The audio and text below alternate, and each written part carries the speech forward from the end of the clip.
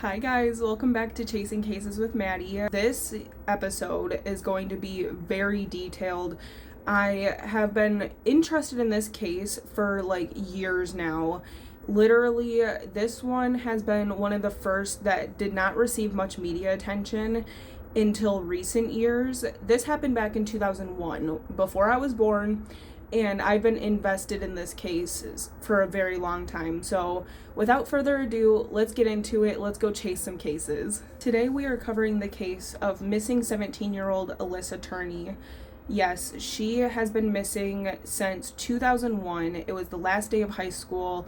We're going to get into full details and what I believe and what police and all the authorities believe. But let's get into it. So a little background information on Alissa. She was born to her parents, very normal upbringing, whatever. Her mom and dad divorced when she was 3 years old, and her mother Barbara later married Michael Turney, which is her stepdad. Yes, she has his last name because they were raised in a very close-knit family where they weren't allowed to use step titles. They were supposed to call the prospective parents mom and dad. They weren't supposed to say stepmom, stepdad, step siblings. That was just not allowed in their house. They were family, they were siblings, they had parents. That's how they were raised. Alissa has many siblings, including Michael's 3 children and then her little sister Sarah. So up until her disappearance, Alissa had been having normal teenage experiences. She had been fighting with her boyfriend, having trouble in school, just difficulties, not necessarily trouble, but fighting with her boyfriend, difficulties with school, and trouble at work. And so normal teenage experiences, that's enough to frustrate people and all that. And then not to mention her home life. She felt very controlled by Michael, which we'll get into. All plausible reasons for a runaway, which I don't believe so, but let's get into it. So the details of her disappearance. On May 17th, 2001, Michael Turney picked Alissa up from school early. It was her last day of junior year of high school. She got picked up early, and Michael supposedly said they went to lunch. They had a disagreement about Alissa's summer plans. They were arguing about curfew and stuff like that. Michael said that they had that conversation, and Alissa stormed off into the house. He had very deep descriptors of her hair flowing behind her in anger and all that. He had mentioned that several times. That's just his big key detail that he remembers that sticks out in his brain. And I don't know why he would mention it so much, but after that conversation, Michael said that he did not see Alissa again until Sarah found the note, and that's when Alissa's disappearance was discovered. In the note that Sarah had found in Alissa's bedroom, I'm going to put the note here, and I'm also going to read the note verbatim. Let's pull it up. Dad and Sarah, when you dropped me off at school today, I decided that I really am going to California. Sarah, you said you didn't want me around. Look, you got it. I'm gone. Dad, I took $300 from you. So the reason that this note is very important is because it's a very big piece of information that investigators have always said that it's very suspicious and it's very off. You can see the writing of the normal note, and then the signature looks different. It looks like the signature was added later. So that's also what authorities say. Another key detail of information is Alissa had a bank account. She had a bank account that had a pretty good savings amount in there. She had, I want to say, just under $2,000, which back in 2001, that was good. That was good money for a young 17-year-old. That was a pretty decent amount to go run off, or why wouldn't you take that money?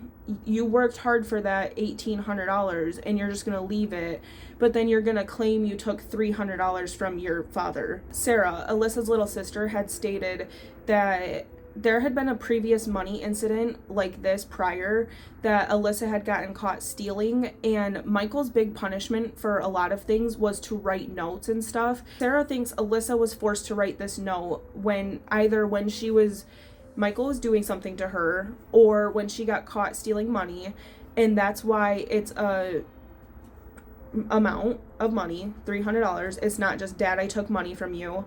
It's a specific amount and all that.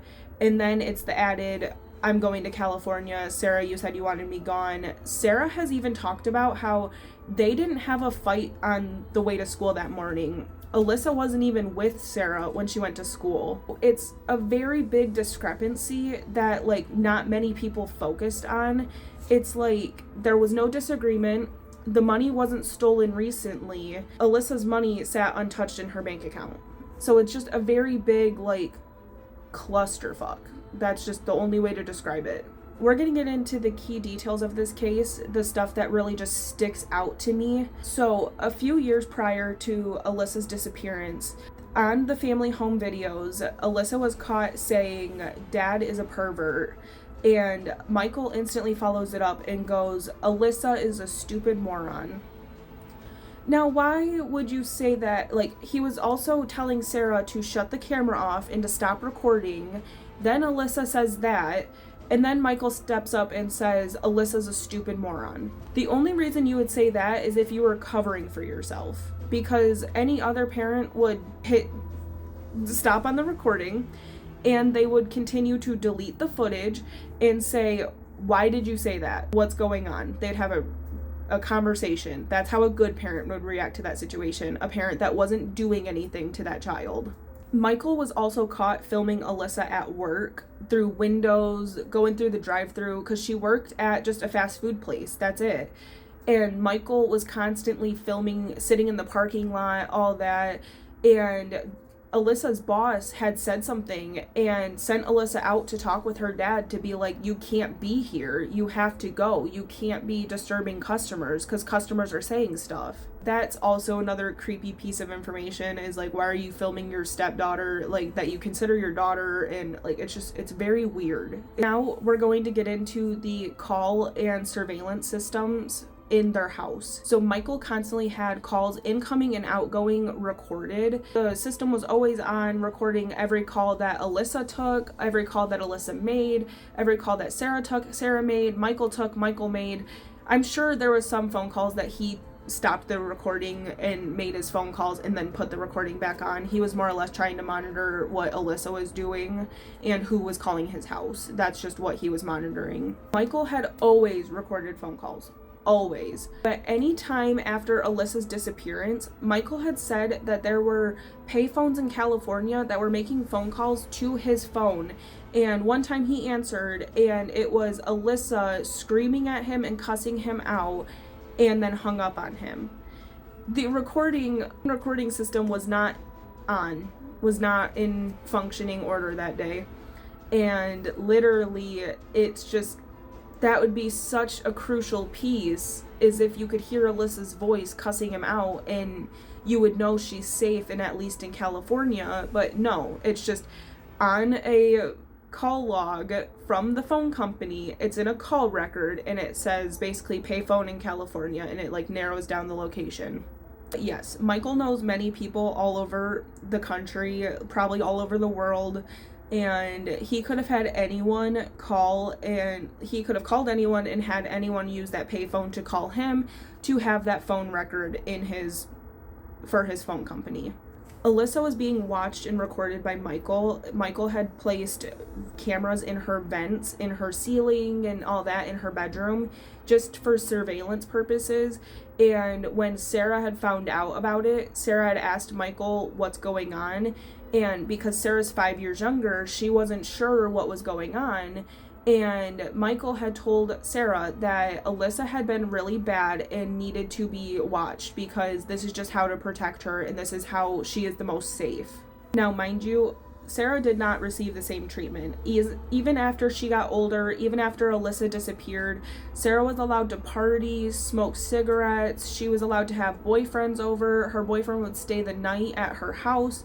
When Alissa was not allowed to do these things, Alissa was constantly being criticized for everything she did. Everything.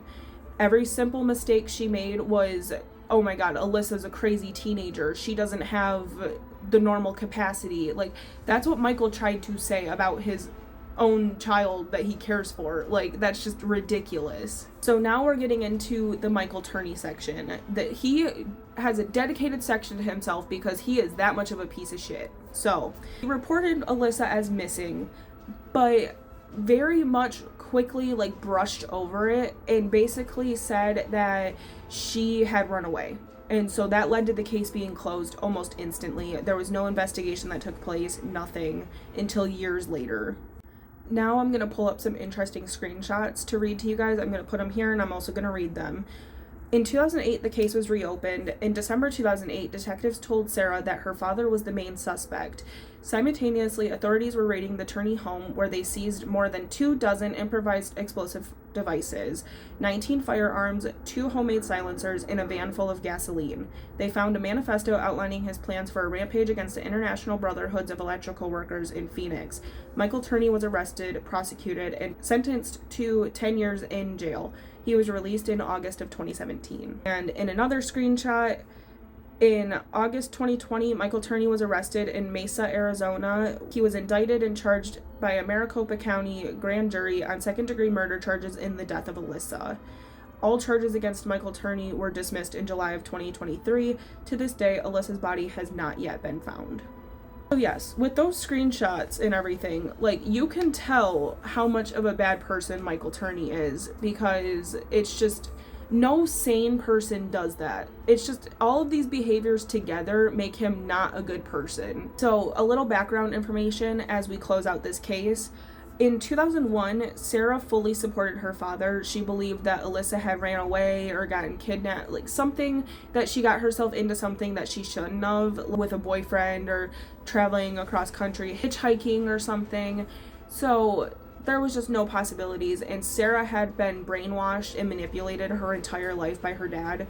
And so it was constantly, Alissa's a bad girl, we need to protect her. Sarah had believed this lie about Alissa, that she was crazy and she was unstable and just liked to be the life of the party and did not take no for an answer, so she ran away. And that's what Sarah believed. And Sarah was the one that worked on her first missing poster. Like, not Michael, nothing. Sarah. It's insane. After 2008, Sarah believed that Michael had something to do with it.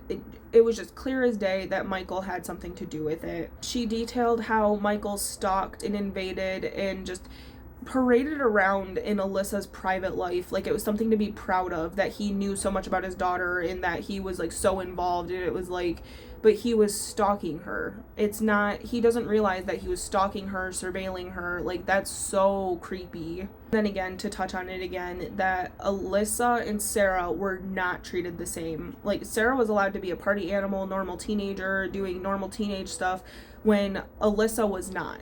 Sarah was allowed to do it, but Alissa was not. The aftermath of the case, there has been no body found. No new trial can be completed without a body, and that is the toughest piece of this case, is that we almost got him, and then nothing, because there's been no body and there wasn't sufficient enough evidence to support that Michael did this or did something to Alissa. But now Sarah fights for her sister. She is fighting for her justice. She has her own podcast that she did a complete season on, where she was covering Alissa's case, and that is a very good podcast. I highly suggest it. I'm going to put it right here, and I'll also put a link in the description. It is called Voices for Justice, and it's Sarah Turney's podcast. She is incredible. I suggest you guys go check her out. But with that being said, I hope you guys enjoyed this week's episode. I know that it was a little scattered. This case is literally crazy because there were so many holes and so many just failures of the system. Police not searching. Like, there should be a rule or a law in place that even if it's a suspected runaway, you should still have to make contact with the child. It's just, we should care about the safety of minors. I understand that she was 17, she was almost 18, but she's still a minor. She still deserves to be protected, and she was failed by the system many times. With that being said, I hope you guys enjoyed this week's video. I enjoyed making it for you, and I hope to see you guys back in 2 weeks for another case. But with that being said, without further ado, I love you and have a good day. I'll see you later. Bye.